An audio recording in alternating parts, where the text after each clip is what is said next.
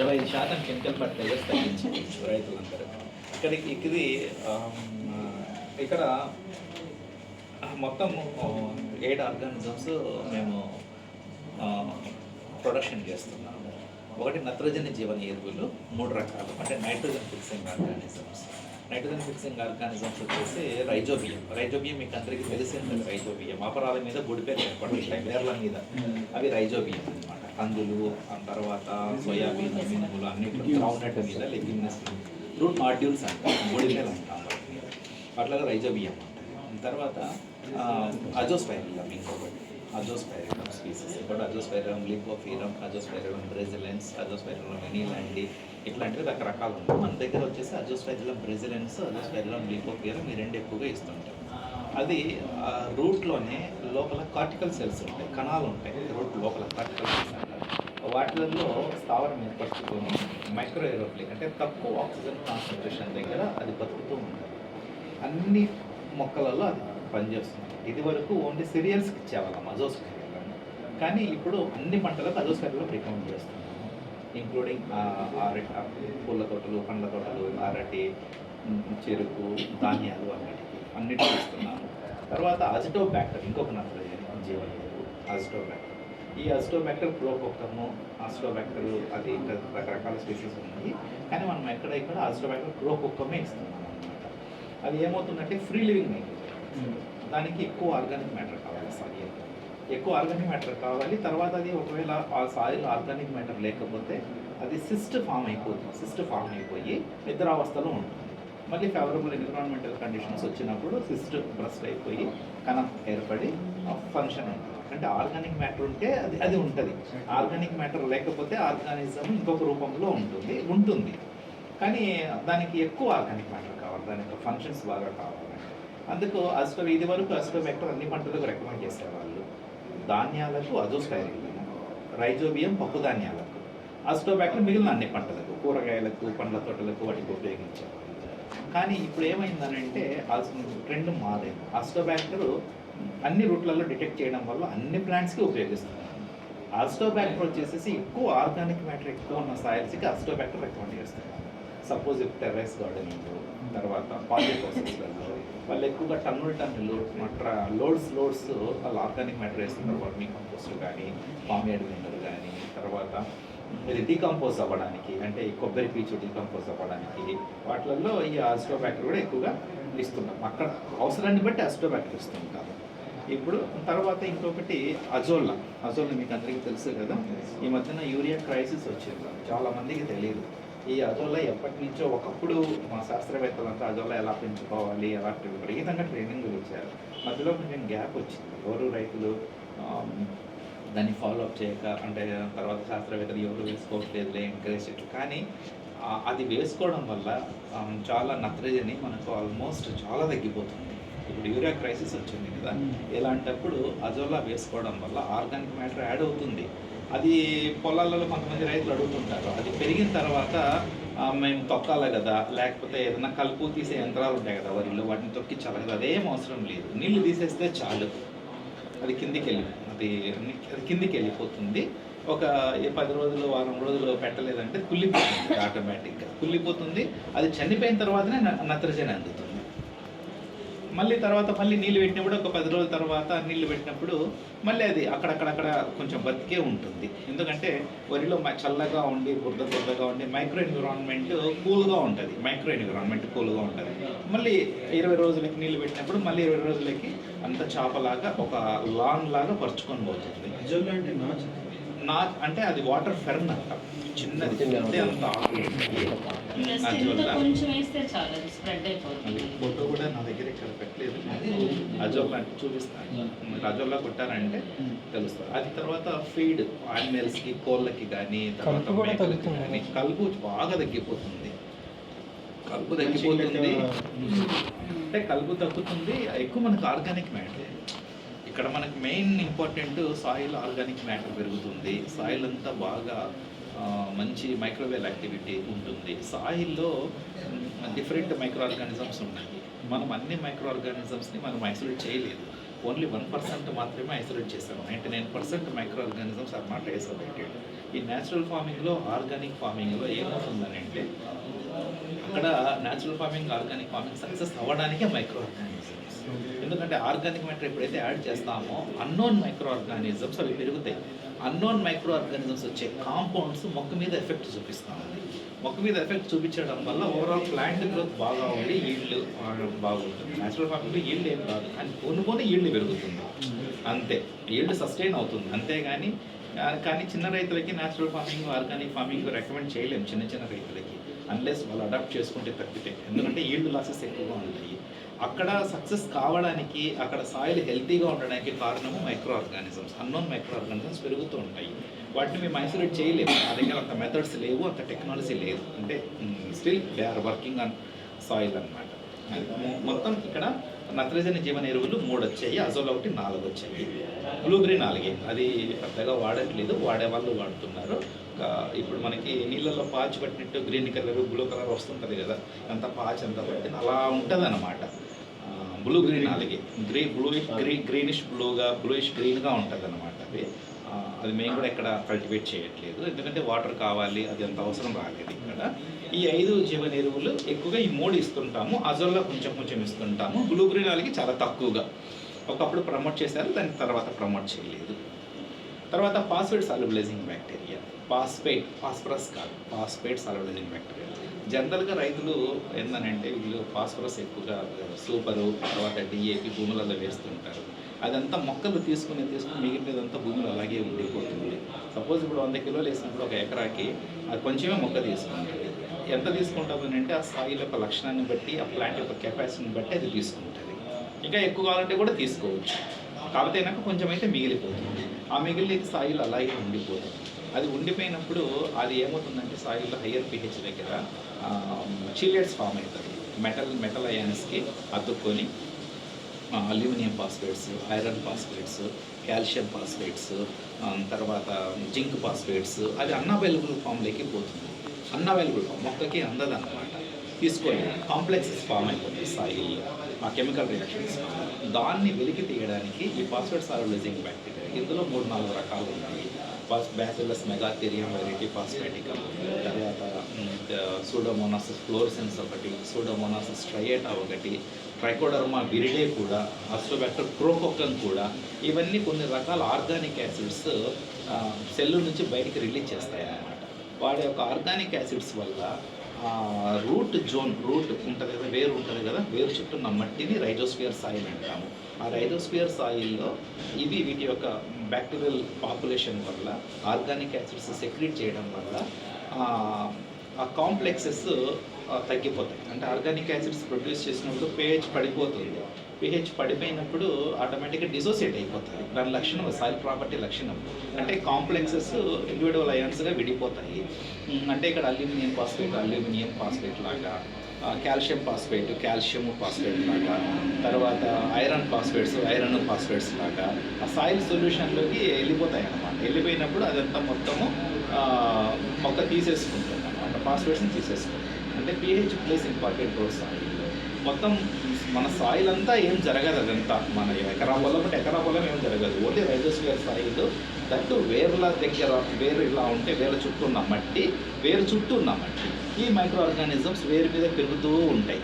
వేరు పెరిగే కొద్దీ ఈ మైక్రో ఆర్గానిజమ్స్ పాపులేషన్ కూడా పెరుగుతూ పోతుంటాయి. చిన్నపిల్లవాడికి చెయ్యి ఇంతే ఉంటుంది, అంతే హెయిర్ ఉంటుంది. పెద్దవాడికి ఇంత పెద్ద పొడవు ఉంటుంది. హ్యాండ్ ఎలా ఉంటుంది, హెయిర్ అంతా ఉంటుంది. అట్లనే ఎందుకు అక్కడ పెరుగుతుంటాయని అంటే అక్కడ రూట్ ఎక్సడేట్స్, సెల్ ప్లాంట్ రూట్ అనేది చక్కెర పదార్థాలు సెక్రెట్ చేస్తూ ఉంటుంది. దీన్ని లిపోపాలిసాకరైడ్స్ అంటాం. చక్కెర పదార్థాలు. ఈ చక్కెర పదార్థాలు సెక్రెట్ చేయడం వల్ల ఆ మైక్రో ఆర్గానిజమ్స్ ఆ చక్కెర పదార్థాలను తింటూ వాటి యొక్క పాపులేషన్ రూట్ మీద పెంచుకుంటూ పోతుంది. అనరోబిక్లో ఉంటాయి, aerobic. All microorganisms are facultative anaerobic, అంటే ఏరోబిక్లో పెరుగుతూ ఉంటాయి, అనరోబిక్ కండిషన్స్లలో పెరుగుతూ ఉంటాయి. కంప్లీట్ ఆబ్లిగేట్ అనరోబిక్ అంటే కంపల్సరీ అనరోబిక్, ఆక్సిజన్ అనేది తగలకుండా కొన్ని మైక్రో ఆర్గానిజమ్స్ ఉన్నాయి. క్లాస్ట్రిడియం ఒకటి, తర్వాత ఇంకా కొన్ని 2-3 రకాలు ఉన్నాయి. క్లాస్ట్రిడియం ఎక్కువ ఎగ్జాంపుల్ చెప్తాను. ఓన్లీ ఏరోబ్స్ కొన్ని ఉంటాయి అన్నమాట.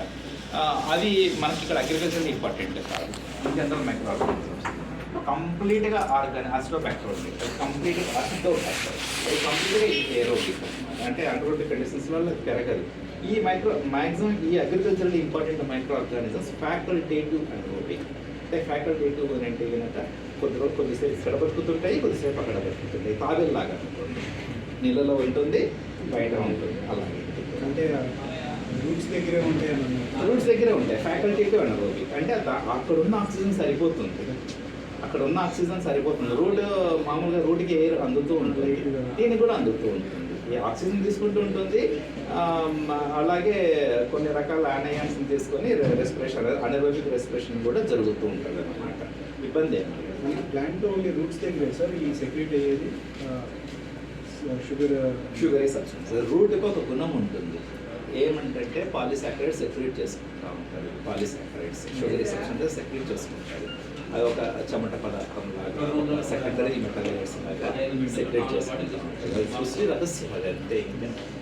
ఎలా పెట్టాడంటే దేవుడు సాయిల్, రూట్ సిస్టమ్, ఆ రూట్ ఎక్స్రేట్స్ అవి బతకాలి, ఇంటర్న్ మొక్కకి అవి బతికించి మైక్రో ఆర్గానిజమ్స్ ఎఫెక్ట్ ఉండాలి. అదొక సృష్టి రహస్యం. అది complex. Soil is a complex dynamic process అన్నమాట. అంటే కంటిన్యూస్ యాక్టివ్గా ఉంటుంది ఎప్పుడు. అది ఒక soil, microorganisms, plant root system విడదీయరాని సంబంధం. మూడు ఒకదాని వీడియో ఒకటి ఉండలేమన్నమాట.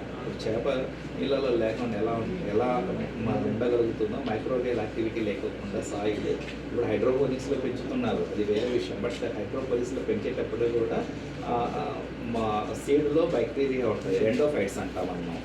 ఆ ఎండోఫైట్స్ వల్ల రూట్ సిస్టమ్ వరకు పోయి అక్కడ కూడా మైక్రో ఆర్గానిజమ్స్ ఉంటాయి, ఏదో ఒక మైక్రో ఆర్గానిజమ్స్ ఉంటాయి. Even we are having micro organisms and hands also in our surface skin also అన్నమాట ఉంటాయి.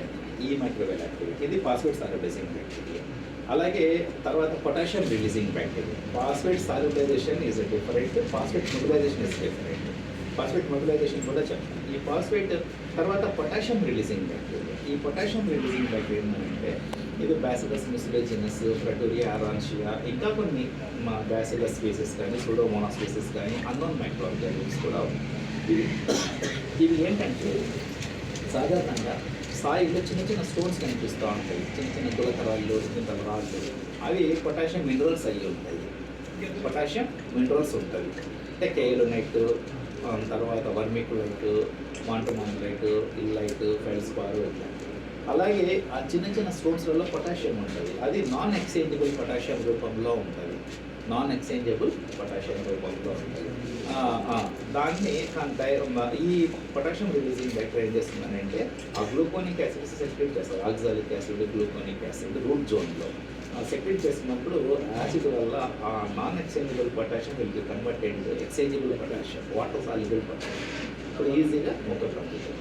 ఇప్పుడు గూడూరు చిన్న ఎగ్జాంపుల్ ఏంటంటే గూడూరు దగ్గర మల్కా ఇండస్ట్రీ, అక్కడ మైక్రో ఇండస్ట్రీ నుంచి వచ్చే వేస్ట్ అంతా వాళ్ళు ఏం చేస్తున్నారంటే రైతులు రోడ్ల మీద వేయడం కానీ అట్లా వేసుకుంటుంటారు. ఏదైనా ఒక బయట ఒక చెరువులో దగ్గర కానీ ఒక అన్నోన్ ప్లేస్లో, అబాండన్ ప్లేస్లలో పోతున్నారు. తర్వాత దాన్ని మేము తీసుకుని వచ్చి కడపలో ఒక సైంటిస్ట్, సాయిల్ సైంటిస్ట్, ఆయన ఏం చెప్తారంటే కడపలో అది తీసుకొని పొలాలకు వేసేసి పొటాషియం రిలీజింగ్ బ్యాక్టీరియా వదిలేదు. ఆ మైకాలో పొటాషియం ఎక్కువ చేసినప్పుడు ఎక్సలెంట్ రిజల్ట్స్ వచ్చాయి.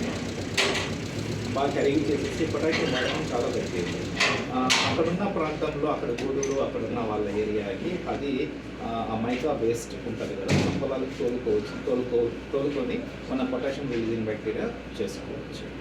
అదొక. తర్వాత ఈ పొటాషియం రిలీజింగ్ బ్యాక్టీరియా ఈ సాయిల్లో చాలా బనానా కానీ, చెరుకు కానీ, మిల్లెట్స్ కానీ, బనానా కానీ, తర్వాత ఎక్కడైతే పొటాషియం రిక్వైర్మెంట్ ఎక్కువ ఉందో అక్కడ ఈ పొటాషియం రిలీజింగ్ బ్యాక్టీరియా బాగా వాడుతున్నారు. కొంత అందుబాటులోకి వస్తాం. అది ఎక్కువ అంటే ఎక్కువ ఏమి రావడం లేదు ఇక్కడ. కొంతవరకు ఈ జీవనిరుల వల్ల 25% కెమికల్ ఫర్టిలైజర్స్ మాత్రమే తగ్గించుకోవచ్చు. తర్వాత సాయిల్ హెల్త్ బాగుంటుంది, మొక్క ఆరోగ్యంగా ఉంటుంది, లోపల మొక్క ఆరోగ్యంగా బాగా ఉంటుంది అన్నమాట. తర్వాత ఫాస్ఫరస్ మొబిలైజేషన్, మైక్రోరైజా ఫంగై. ఇప్పుడు ఇదివరకు వ్యామ్ అనేవాళ్ళు, ఇప్పుడు వ్యామ్ అని అంటారు. వ్యామ్ అంటే వెజికులర్ ఆర్బస్కులర్ మైక్రోరైజా. అన్ని మైక్రోరైజాలు వెజికల్స్ వెజికల్స్ ప్రొడ్యూస్ చేయడం లేదు. అందుకని కొన్ని మైక్రోరైజాలు మాత్రమే వెజికల్స్ ప్రొడ్యూస్ చేస్తున్నాయి. వెజికల్స్ అంటే లోపల బాడీస్ అన్నమాట, లోపల ఆర్బస్కిల్స్ అంటే. తర్వాత ఈ ఆర్బస్కులర్ మైక్రోరైజా అంటాం.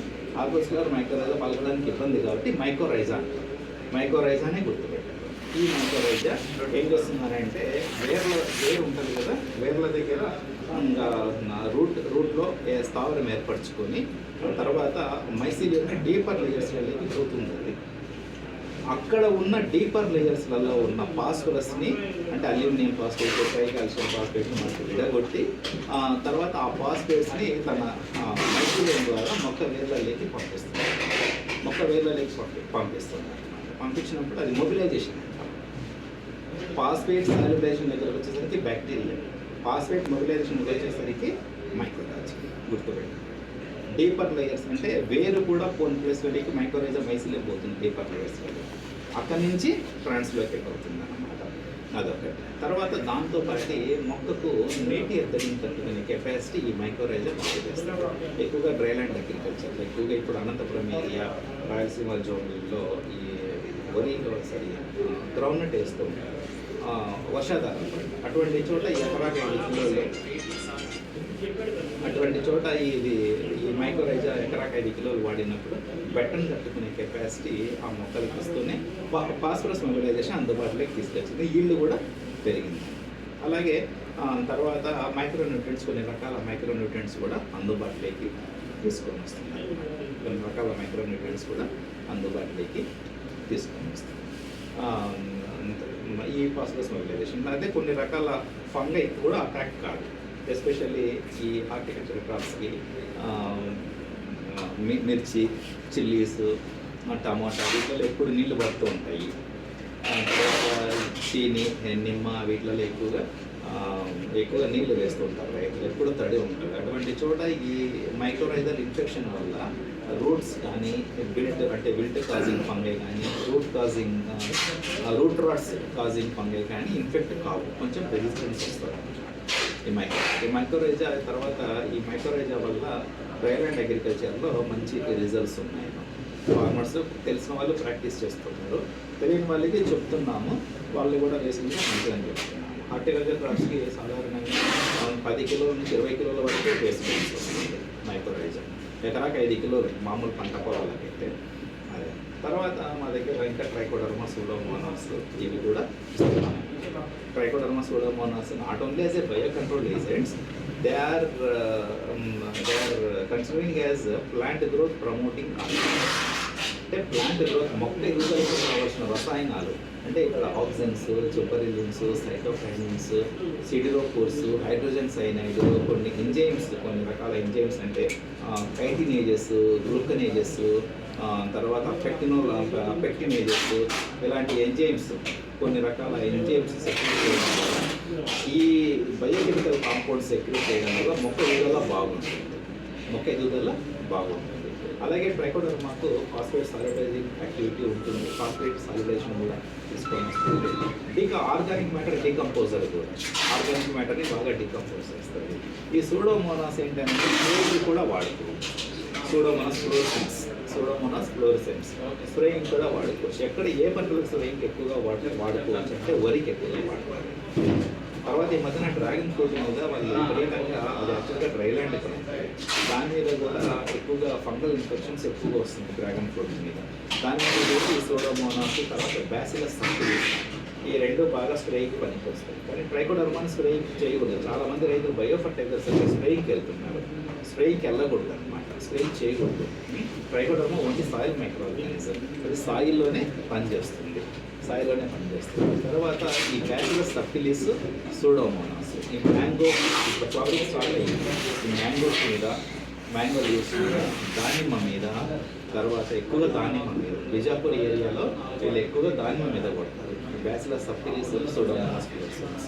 తర్వాత టమాటా మీద, వరి మీద ఇవి స్ప్రే చేసుకోవడం వల్ల ఈ క్లౌడీ అంటే రెయినీ సీజన్లో ఉన్నప్పుడు వాటి మీద ఏదన్నా మచ్చలు కానీ ఏదన్నా రాకోకుండా. మ్యాంగో ప్లాంటేషన్స్ దగ్గరికి వచ్చేసరికి ఏమవుతుందంటే అంటే లీఫ్ కాపర్ అనేది ఒకటి వస్తుంది అనమాట, తేనె మంచి పురుగు అంటే ఆ పురుగు ఒక తేనెలాగా ఒక షుగరీ సబ్స్టెన్స్ సెక్రెట్ చేస్తుంది. ఆ సెక్రెట్ చేసేసి అది పిందెల మీద పడుతుంది అనమాట. పిందెల మీద పడినప్పుడు ఆ పిందెల మీద సెకండరీ ఇన్ఫెక్షన్ ఫంగై వస్తుంది, సూటీ మోల్డ్ అంటారు. బ్లాక్ ఫంగై వస్తుంది మ్యాంగో మీద. అంటే మనకు కాయలు నల్లగా మాగిన పండ్లు నల్లగా ఉంటాయి చూస్తారా, అది సూటీ మోల్డ్ అనమాట.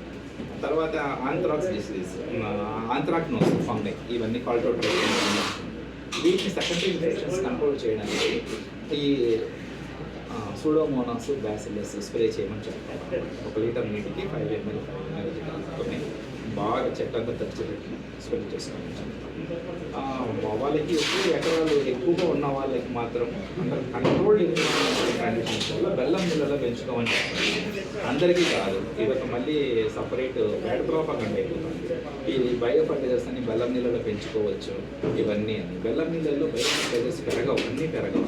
ఒకవేళ బయో ఫర్టిలైజర్స్ బెల్లం నీళ్ళలో పెంచుకుంటే కంటామినేషన్ వస్తుంది. అక్కడ ఏం పెరిగేది, మనం ఇచ్చిన ఆర్గానిజమే పెరుగుతుందా లేదా అనేది మనకు తెలియదు అనమాట. వేరేది పెరుగుతూ ఉండొచ్చు. ఎందుకంటే ఇప్పుడు మనం విత్తనం వేసినప్పుడు భూమిలో విత్తనం వేసినప్పుడు మనము పొలంలో విత్తనం మొలిసే లోపల మనకి గడ్డి జాతి మొక్కలు కలుపు పడుతుంది, అది మనం చూస్తున్నాము. మనం పెరుగు అనుకోండి, పెరుగు మనం రోడ్డు పెట్టేటప్పుడు మనం ఏం చేస్తున్నాము, పాలు కాంచుతున్నాము. పాలు కాంచేటప్పుడు కాంచిన తర్వాత మనం తోడు పెడుతున్నాము. ఒకవేళ పాలు కాంచకుండా మనం తోడు పెట్టలేము కదా, ఏమవుతుంది, చెడిపోతుంది కదా. ఇది కూడా అంతే. బెల్లం నీళ్ళు పిల్లలు బెల్లం నీళ్ళు అనేది బాగా ప్రాక్టీస్ చేస్తున్నారు. ఆ యూట్యూబ్లలో బెల్లం నీళ్ళు పెంచుకోవచ్చు అని అట్లా పడితే అట్లా లేదంటే అది చెప్తూ ఉంటారు.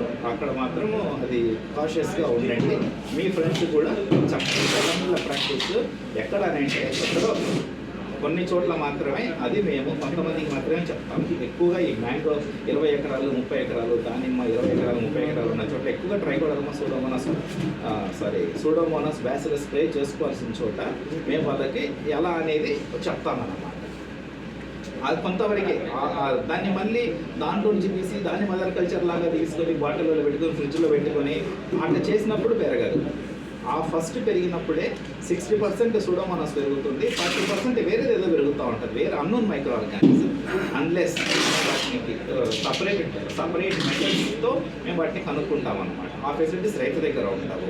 అక్కడ ఏం పెరుగుతుంది అనేది రైతుకు తెలియదు, మాకు కూడా తెలియదు కళ్ళతో చూసినప్పుడు. కొంతవరకే అది మనము చెప్పగలుగుతాం. తర్వాత ఇవి ఎలా వేసుకోవాలి జీవన ఎరువులు. ఒకటి నేలకు 1 ఎకరాకు 200 కిలోల పశువుల ఎరువులు కలిపేసేసి మొత్తం అన్ని రకాల జీవన ఎరువులు అన్నీ కలుపుకోవాలి. వాటర్ ఫార్ములేషన్ అయినా కానీ, లిక్విడ్ ఫార్ములేషన్స్ అయినా కానీ అన్నీ కలుపుకోవాలి. పశువుల ఎరువు 200 కిలోలు పట్ట మీద పోస్తాము, లేదా ఒక హార్డ్ సర్ఫేస్ మీద వేస్తాము. వేసేసి జీవన ఎరువులు అన్ని పౌడర్లు కానీ లిక్విడ్స్ కానీ అన్నీ కలిపేస్తాము. దాని మీద కొన్ని నీళ్లు చెప్తాం. నీళ్ళు ఎన్ని చల్లాలి, 60% మాయిశ్చర్ మెయింటైన్ చేయాలని చెప్తాం. 60% మాయిశ్చర్ మెయింటైన్ చేయాలంటే రైతుకు అది అర్థం కాదని చేత పట్టుకుంటే గట్టిగా అట్లా ఒత్తినప్పుడు తీసుకున్నప్పుడు నీళ్ళు రాదు. అది 60% మాయిశ్చర్ వరకు ఉంటుంది. ఎక్కువ వేస్తే ఓవర్ మాయిశ్చర్ అయిపోతుంది. తర్వాత అలా ఆ మాయిశ్చర్ ఎలా ఉండాలంటే పట్టుకుంటే ఇట్లా విసిరేసినప్పుడు ఫ్రీగా పోవాలి, వెదజల్లాలి, ఫ్రీగా మనం వెదజల్లాలి. అదే అన్నమాట. అంత మాయిశ్చర్ ఉంటే చాలు. ఎందుకు ఈ మాయిశ్చర్ అంటే ఇవి మైక్రో ఆర్గానిజమ్స్ కదా, ఈ సెల్స్ డ్రై అయిపోతాయి మాయిశ్చర్ లేకపోతే. ఒక 6 గంటలు, ఒక 4 వేసిన 4 గంటల తర్వాత మొత్తం ఇవి డ్రై అయిపోతే చనిపోతాయి. ఈ యొక్క పాపులేషన్ ఏముండదు. అందుకే మాయిశ్చర్ మెయింటైన్ చేస్తాం. అది తర్వాత ఆ 200 కిలోల పశువుల ఎరువులు కలుపుకొని, ఇప్పుడు పశువుల ఎరువులు రైతుల దగ్గర ఉండట్లేదు. పశువుల ఎరువు లేకపోతే వర్మీ కంపోస్ట్ లేకపోతే ఏదైనా కంపోస్ట్, లేదంటే ఇప్పుడు మన గోల్డ్ అని తర్వాత వాళ్ళు ఎరువులు అమ్ముతున్నారు కూరమాటల్లో కానీ 50 కేజీల బస్తాలు. 1 ఎకరాకి 200 కేజీలు అని చెప్పాడు. 200 కేజీలు ఉంటే వేసుకుంటే పర్వాలేదు. 200 కేజీలు లేదు, అట్లీస్ట్ ఒక 50 కేజీలైనా వేసుకొని ఎకరా పొలం అంతా చల్లుకోవాలి. లేని రైతులు అప్పుడు అది కూడా ఖర్చు వస్తుంది కాబట్టి వాళ్ళకు 200 కేజీల బదులు 50 కేజీలలోనే సర్దుకోవచ్చు. 200 కేజీలలో అయితే ఏమవుతుందంటే ఇవన్నీ పెరుగుతాయి. కొంచెం పెరిగినప్పుడు బయో ఫర్టిలైజర్స్ ఎప్పుడు క్వాలిటీ ఎలా ఉంటుంది అంటే మోర్ నెంబర్ ఆఫ్ బ్యాక్టీరియా ఎక్కువగా ఉంటేనే బయో ఫర్టిలైజర్ ఇంపాక్ట్ ఎక్కువగా ఉంటుంది. సెల్స్ పాపులేషన్ తగ్గిందని అంటే వాటికి ఇంపాక్ట్ కూడా క్రాప్ మీద పెద్దగా ఉండదు. అది నేలకు వాడే ఎప్పుడు వేసుకోవాలి. ఈ నేల అలా కలుపుకొని రైతులు కొంతమంది 10 రోజులు ఉంచుకుంటారు. అన్నీ కలుపుకొని ఆ కొద్ది రోజులు ఉంచుకోవడం వల్ల కొంచెం పెరుగుతాయి. మళ్ళీ అక్కడ కూడా కాంపిటీషన్ వాటి మధ్యన ఒకటి తొందరగా పెరుగుతుంది, సూడోమోనాస్ తొందరగా పెరుగుతుంది. ట్రైకోడర్మా పెరిగే లోపలనే బ్యాసిలస్ పెరిగేసింటాయి, బ్యాసిలస్ సూడోమోనాస్ పెరిగేసింటాయి. ట్రైకోడర్మా స్పోర్ జర్మినేట్ అయ్యి దానికి 26 degrees సెంటిగ్రేడ్ కావాలి ట్రైకోడర్మా పెరగాలంటే. ట్రైకోడర్మా పెరగాలంటే దానికి ఇంకా ఏంటంటే వేపపిండి వేసినప్పుడు బెల్లం, అది షుగర్ లవింగ్ ఆర్గానిజం ట్రైకోడర్మా, దానికి బెల్లం నీళ్లు పడాలి దానికి. తర్వాత వేపపిండి వేసినప్పుడు కొంచెం బాగా పెరుగుతుంది అనమాట, దానికి కొంచెం చల్లదనం కావాలి. అవి పెరిగే లోపలనే ఈ అజిటోబ్యాక్టర్, ఈ అజోస్ పెరగడం కొంచెం స్లోగా పెరుగుతుంది. ఈ పిఎస్బి తర్వాత బ్యాసిల్లస్ తర్వాత మిగతా ఆర్గానిజమ్స్ తొందరగా పెరుగుతాయి. అక్కడ మళ్ళీ కాంపిటీషన్ అనమాట. అవి కలిపేసేసి 10 రోజులు పెడతారు రైతులు. 10 రోజుల తర్వాత ఏమవుతుందనంటే అవి ఒక స్థాయి వరకు పెరుగుతాయి, ఆహారం ఉన్నంత వరకు. పెరిగిన తర్వాత ఆటోమేటిక్గా ఒక్కసారిగా డౌన్ అయిపోతుంది. అప్పుడు పాపులేషన్ తగ్గిపోతుంది. అప్పుడు మీరు ఏం వేస్తున్నారంటే ఓన్లీ న్యూట్రియంట్స్ వేస్తున్నారు పొలంలో, మైక్రో ఆర్గానిజమ్స్ వేయడం లేదు. లేట్ చేసినప్పుడు గుర్తుపెట్టుకోండి. అదే 2 టన్నులు 3 టన్నులు ఉన్నప్పుడు 10 రోజులు పెట్టుకోండి. 200 kgs ఉన్నప్పుడు 4 రోజులు 5 రోజులు సరిపోతుంది.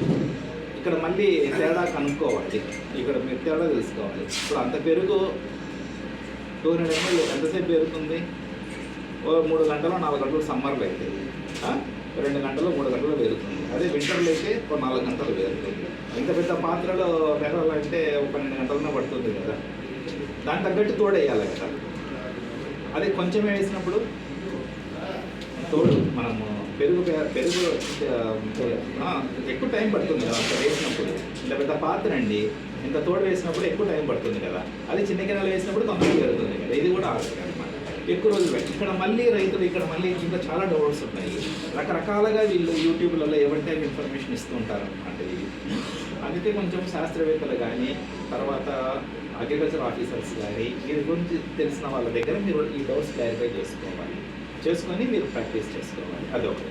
ఎప్పుడు వేసుకోవాలి అలా పెంచుకునేది? 4 రోజుల తర్వాత. ఒక్కోసారి డ్రై ల్యాండ్లో వర్షం పడుతుంది, మనకు టైం ఉండదు బయోఫర్టిలైజర్స్ రావడానికి, తెచ్చుకోవడానికి, విత్తనాలు తెచ్చుకోవడానికి. అప్పటికప్పుడు మనం ప్లాన్ చేసుకుంటుంటాం డ్రై ల్యాండ్లో ఎక్కువగా. చేసుకున్నప్పుడు వెంటనే కలిపే చేసుకొని చల్లుకోవడమే. అప్పుడు ఉంచుకోవాల్సిన పని లేదు. అక్కడ చల్లేసుకుంటే భూమిలో పడిపోతుంది, వాటి మీద పెరుగుతూ ఉంటాయి అన్నమాట. ఎప్పుడు చల్లుకోవాలి అంటే విత్తనం, ఈరోజు వర్షం పడింది, ఈరోజు విత్తనం వేస్తున్నాం, మార్నింగ్ 9 గంటలకు విత్తనం వేయాలి, ట్రాక్టర్ వస్తూ ఉంది. విత్తనం వేసే ముందరగా మనం చల్లుకోవాలి, పొలం విత్తనం వేసి మనం చల్లుకోవాలి. లేదంటే ముందు రోజు సాయంత్రం అయినా చల్లుకోవాలి. ఇది చల్లే టయానికి మాయిశ్చర్ ఉండాలి. సీడ్ మనం ఎప్పుడు వేస్తాము? భూమిలో మాయిశ్చర్ ఉంటేనే సీడ్ వేస్తాము. ఆ మాయిశ్చర్ ఈ ఆర్గానిజం సరిపోతుంది, ఈ మైక్రో ఆర్గానిజమ్స్కి సరిపోతుంది అన్నమాట. అది తర్వాత విత్తన శుద్ధి 10 ml 1 కిలో విత్తనాన్ని. 10 ml అంటే 1 కిలో. ఇప్పుడు మనము బెంగాల్ గ్రామ్ ఉంది, 50 కిలోలు వేస్తాం 1 ఎకరాకి. 40 కిలోలు ఒకరు వేస్తారు, 50 కిలోలు ఒకరు వేస్తారు. 40 కిలోలు అంటే 400 ml rhizobium, 400 ml BSB, 400 ml KRB, ఇంకా 400 ml ట్రైకోడర్మా, 400 ml సూడోమోనాస్ కూడా వాడుతుంది. Liquids 10 ml. అదే సాలిడ్ అయితే 10 grams లేదా 20 grams వాడుతుంటాం. 10 grams సరిపోతుంది. ఈ సాలిడ్ వేసినప్పుడు ఏమవుతుందంటే సీడ్లో సరిగ్గా సీడ్ పడదు. అక్కడ చక్రాలు, సీడ్లో చక్రాలు ఉంటాయి, ఆడ ఎరుక్కుంటుంది అనమాట, సీడ్ పడదు. అది కొంచెం కేర్ఫుల్గా ఉండాలి సీడ్ ట్రీట్మెంట్ చేసి. తర్వాత బెల్లం నీళ్ళు, బెల్లం జిగట పదార్థంతో చేసుకొని చెప్తుంటారు అనమాట. ఇప్పుడు బెల్లం జిగట పదార్థం చేసుకుంటే ఏమవుతుందంటే అది రైతులు చేసుకోలేక ఎక్కువ ఎంత బెల్లం కలపాలా, ఆ ప్రొసీజర్లో చాలా లోపాలు ఉన్నాయి. అంటే కరెక్ట్గా మేము చెప్పినప్పుడు అది మీ దగ్గరకు వచ్చి ప్రాక్టీస్ చేసినప్పుడు మీ దగ్గర తప్పులు పోతున్నాయి. అందుకే బెల్లం ప్రాక్టీస్ అనేది చేయొద్దు. బెల్లం నీళ్ళు చల్లలేదు. బెల్లం ఎందుకు వాడతామంటే అక్కడ ఆ మైక్రో ఆర్గానిజం ఒకటి అతుక్కోవడానికి, సీడ్కు బెల్లం అతుక్కోవడానికి, ఆ బెల్లము దీనికి ఆహారంగా ఉపయోగపడతాయి, పాపులేషన్ తగ్గకోకుండా తిరగడానికి. కానీ అక్కడ ఆ బెల్లం నీళ్ళు చల్లేటప్పుడు వీళ్ళు ఎట్లా పడితే అట్లా బెల్లం పాకం కదా, అది జిగటగా ఉంటుంది, ఎంతంటే కలిపేస్తున్నారు. ఆ సీడ్కి పట్టించినప్పుడు ఒకరు 2 రోజులు ఆరబెడతారు, ఒకరు 2 గంటలు ఆరబెడతారు, ఒకరు 6 గంటలు ఆరబెడతారు. ఆ మెథడ్స్ కరెక్ట్గా స్టాండర్డైజ్ చేయలేదు. తర్వాత రైతుల దగ్గరికి వచ్చేసరికి కాన్సెప్ట్ ఫెయిల్యూర్ అయిపోతారు. తర్వాత రైతుకి అదొక పెద్ద పని అవుతారు. అందుకే మా దగ్గర ఉన్న లిక్విడ్స్ డైరెక్ట్గా 10 ml 1 కిలో విత్తనాన్ని జస్ట్ కలిపేసుకోవడం. కిందికి మీకు ఇంతకుముందు చూపించాను, వీడియోలో కూడా ఫొటోస్ చూపించాను, విత్తనాలు ఎలా కలిపేది అవన్నీ చూపించాను అనమాట. మీకు లేకపోతే మీకు తర్వాత మీకు వాట్సాప్లో పీపీ ఏదైనా షేర్ చేయమంటే షేర్ చేస్తాను, నేను షేర్ చేస్తాను, మీరు అది చదువుకోండి ఆ కలిపేది ఎలా కలుపుతారు అదంతా. అదే ఒక 10 ఎకరాలు అనుకోండి, ఆ 10 ఎకరాల సీడ్ పట్టె మీద పోసుకుంటారు ఇట్లా. ఈ లిక్విడ్స్ అన్నీ ఒక బకెట్లకి అన్నీ కలిపి ఒకదానికొకటి కంపాటబిలిటీ, కానీ కలిపి అలాగే ఉంచితే కనుక వాటి మధ్యన కాంపిటీషన్ ఉంటుంది, ఫుడ్ కానీ స్పేస్కి కానీ కాంపిటీషన్ ఉంటుంది. కలిపి ఉంచకూడదు వాటిని ఎక్కువ రోజులు. అప్పటి ఆ బయోపడేది కలుపుకోవడం వరకు మనం ఒక గంట సేపు కలుపుకోవచ్చు అనమాట. కలిపేసేసుకొని చేత్తో ఇలా దుద్దకూడదు సీడ్స్. అంటే ఈ ఫింగర్స్ మధ్యన సీడ్ వెళ్ళిపోవాలి, లూజ్ డిస్టర్బెన్స్ కలుపుకోవాలి, సీడ్ కొట్టి పోయే విధంగా కలుపుకోవద్దు అనమాట. 10 ml సరిపోతుంది, 5 నిమిషాలు ఆరిపోతుంది. పొలంలో అలా పెట్టుకోవడము, అలా చల్లుకోవడము, 5 నిమిషాలు ఆరిపోతుంది. దాన్ని మళ్ళీ సంచులోకి ఎత్తుకోవడము, వేసుకోవడం అదొక పద్ధతి. లేదా సంచులలో వేసుకొని కిందికి వేగి తిప్పడం. 50 కేజీల బస్తాలో 25 కిలోలు వేసుకోవడం. 25 కిలోలు తగ్గట్టు 250 ml, 250 ml 5 రకాలు ఉంటాయి. అంటే ట్రైకోడర్మా లిక్విడ్, సూడోమోనాస్ లిక్విడ్ మా దగ్గర లేదు. ఘంటసాలలో వాళ్ళ దగ్గర రైతులు ఎవరైనా అవసరం ఉన్న వాళ్ళు అక్కడ అమ్ముతున్నారు, తిరుపతిలో అమ్ముతున్నారు. తిరుపతిలో లిక్విడ్ ఉంది. మేము సాలిడ్ ఇక్కడ ఇస్తామని సాలిడ్ పొలంలో వేసుకోమని చెప్పాము. ఇది 2 పద్ధతి. తర్వాత 3వ పద్ధతి ఏంటంటే డ్రిప్ ద్వారా వదులుకోవడం. ఈ రాయలసీమ, అనంతపురము, తర్వాత చిత్తూరు, తర్వాత వాళ్ళకి కూరగాయలు ఇవన్నీ ఎక్కువగా ఉంటాయి, డ్రిప్ ఇరిగేషన్ ఎక్కువగా ఉంటుంది. ఈ 5 రకాలు 6 రకాల బ్యాచిలర్స్తో కలిపి డ్రిప్ ద్వారా వదులుకోవడం. వ్యాము మాత్రం సాలిడ్ మా దగ్గర అంతా. ఈ వ్యాము సాలిడ్ అనమాట, అది డ్రిప్ ద్వారా వదలకూడదు అనమాట, ఆ వ్యామును ఏంటంటే దేని పచ్చిలేరులో కలుపుకొని లేదా వర్మి కంపోస్ట్లో కలుపుకొని ఎకరాకు 5 కిలోలు చల్లుకోవాలి. అదే ఈ మిరప చెట్లు పెట్టేటప్పుడు బోదెల మీద వేసుకోవాలి, లేదా పెద్ద చెట్లు, అరటి చెట్లు కానీ, పపయ కానీ, తర్వాత మ్యాంగో ప్లాంటేషన్ చేసేటప్పుడు ఒక పిరికెట్ వేసుకోవాలి. అది మ్యాంగో ప్లాంటేషన్స్కి అయితే 200 grams, బనానా ప్లాంటేషన్ 50 grams, అలా హార్టికల్చర్ వాళ్ళు స్టాండర్డైజ్ చేశారు. అది వాళ్ళ దగ్గర డేటా దొరుకుతుంది. 3 రకాలు. ఇప్పుడు మేము మా దగ్గర డ్రిప్ ఇరిగేషన్ కోసమని లిక్విడ్ వ్యాము రీసెర్చ్ ట్రయల్స్ జరుగుతున్నాయి. ఇంకా అది తొందరలో నెక్స్ట్ ఇయర్ కానీ రిలీజ్ చేస్తాము. తర్వాత రేట్ 300 రూపాయలు 1 లీటర్, హాఫ్ లీటర్ వచ్చేసి 150 రూపాయలు, కిలో ప్యాకెట్ వచ్చేసి 80 రూపాయలు. తర్వాత సాలిడ్కు లిక్విడ్కు తేడా ఏంటంటే సాలిడ్ అయితే 6 నెలలే ఉంటుంది, లిక్విడ్ అయితే 1 year ఉంటుంది. ఈ సాలిడ్ ఎందుకంటే ఇక్కడ పడేసినప్పుడు టెంపరేచర్స్కి లోపల మాయిశ్చర్, ఈ మాయిశ్చర్ తగ్గిపోయినప్పుడు మైక్రోవేవ్ కౌంట్ తగ్గిపోతూ ఉంటుంది. ఈ కౌంట్ ఎంత ఉండాలి అంటే ఇందులో నాట్ లెస్ దాన్ 10⁻⁷. అంటే ఇప్పుడు పాస్ మార్క్స్ ఎన్ని మనకు 100కి 35 మార్కులు అనుకోండి. 34 మార్కులు వస్తే ఫెయిల్ అయినట్టు, 35 మార్కులు వస్తే పాస్ అయినట్టు. 30 తర్వాత ఎన్ని ఉన్న అడ్వాంటేజ్, పాస్ అయినట్లే కదా. అలాగే 10⁻⁷ కౌంట్కి తగ్గకూడదు అనమాట. 10⁻⁷ అంటే ఈ పక్క 2 ఉండొచ్చు, 3 ఉండొచ్చు. 3 × 10⁻⁷, 4.5 × 10⁻⁷. ఆ 10⁻⁷ అనేది పక్కన ఉండాలి. ఇక్కడ ఎంతన్నా ఉండని అంకె మనకు సంబంధం లేదు, అంత ఉండాలి. అంటే అంతకంటే తక్కువ ఉండకూడదు. కంటామినెంట్స్ 10⁻⁴ వరకు ఉంటాయి. తర్వాత లిక్విడ్స్ వచ్చేసి నాట్ లెస్ దాన్ 10⁻⁸. 1 గ్రామ్ ఇది, 1 గ్రామ్కి అంటే 3 × 10⁻⁷ అన్ని సెల్స్ ఉంటాయి, CFU per గ్రామ్. ఇది 1 ml, నాట్ లెస్ దాన్ 10⁸. అంటే 4.5 × 10⁸ CFU per ml. 9.2 × 10⁸. అంటే 1 నుంచి ఆడ 9 వరకు ఇంటూ 10⁸ అనేది ఆడ పడాలి అట్లా అన్నమాట. అంటే ఎక్కువ ఉండాలి ఇందులో కంటామినెంట్స్ అనేటివి ఉండకూడదు, కానీ ఉంటాయి. ఎందుకంటే మనుషులు తయారు చేసేది కదా, ఇక్కడ అంత అసెప్టిక్ కండిషన్స్ మెయింటైన్ చేయలేమన్నమాట. ఆ కంటామినేషన్ నెగ్లిజిబుల్, అది నాన్ సిగ్నిఫికెంట్. దానివల్ల మీకేం పంటకేం నష్టం ఏమి ఉండదు. వీటిలో ఉన్న కంటామినెంట్స్ పంటకేం నష్టం ఏమి ఉండదు. Solid, liquid. ఈ లిక్విడ్ మాయిశ్చర్ తగ్గిపోయే కొద్దీ ఇందులో కౌంట్ తగ్గిపోతూ ఉంటుంది. అందుకని సాలిడ్ ఇప్పుడు మేము వాడట్లేదు, ఓన్లీ లిక్విడే ఇస్తాం. ఇది అయితే ఎకరాకు 2 కిలోలు, ఇదైతే 1 ఎకరాకు 500.